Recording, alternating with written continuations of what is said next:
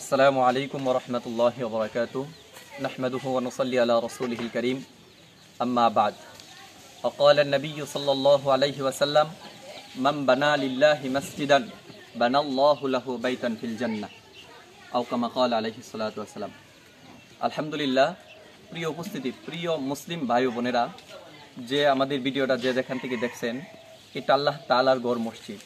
আল্লাহ রাসূল সাল্লাল্লাহু আলাইহি ওয়াসাল্লাম হাদিসের মধ্যে বলছেন মাম বানা লিল্লাহি মাসজিদান বানাল্লাহু লাহু বাইতান ফিল জান্নাহ, যেই ব্যক্তি দুনিয়াতে আল্লাহর ঘর মসজিদ নির্মাণ করবে আল্লাহর সন্তুষ্টির জন্য আল্লাহ পাক রব্বুল আলামিন হাদিসের মধ্যে ওয়াদা করেছেন জান্নাতের ময়দানে তাকে একটা ঘর দেওয়া হবে।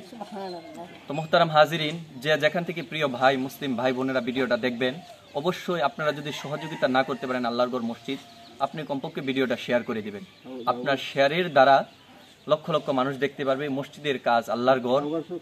হ্যাঁ, মসজিদটা হচ্ছে জাউগারচর কোনাপাড়া মুন্সিবাড়ি জামে মসজিদ। এই মসজিদে যদি আপনারা সহযোগিতা করেন, এই মসজিদ না যদি আপনার পুরা বাংলাদেশের যত মসজিদ আছে মসজিদ যদি নির্মাণ করেন তাহলে আল্লাহ পাক রব্বুল আলামিন হাদিসের মধ্যে বলছেন জান্নাতের মধ্যে একটা ঘর দিব। তো মুহতারাম হাজিরিন, মসজিদ আল্লাহর ঘর, একা বানানো সম্ভব না, 10-এর উচিলায় মসজিদ হবে। কাজেই আপনি আমি যেখান থেকে ভিডিওটা দেখছি ভিডিও দেওয়া মসজিদের সভাপতির বিকাশ নাম্বার দেওয়া থাকবে। বিকাশ নম্বরে মসজিদের ছাদ ডালাই রড প্রয়োজন, দরজা জানালা গ্রিল ফ্লোর ডালা এগুলো প্রয়োজন। তো আপনারা কমপক্ষে একটা ঈদ দিয়ে হলেও শরিক থাকবেন। কমপক্ষে যারা শরিক হতে পারবো না তারা চেষ্টা করবো ভিডিওটা শেয়ার করে দেওয়ার জন্য।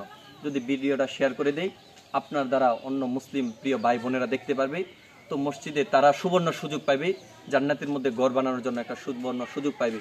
তো যে কথাগুলো বলছি আল্লাহ পাক রব্বুল আলামিন, আমরা মসজিদ যেহেতু আল্লাহর ঘর আমরা একা বানানো সম্ভব না, 10-এ মিলে করব।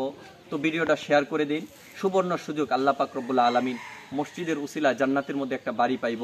এই জন্য আল্লাহ পাক রব্বুল আলামিন মসজিদ নির্মাণ করার পাশাপাশি জান্নাতের মধ্যে একটি বাড়ি তৈরি করার মতো আল্লাহ পাক রব্বুল আলামিন সুযোগ করে দেও। এই বলে আমার কথা শেষ করছি। আমিন।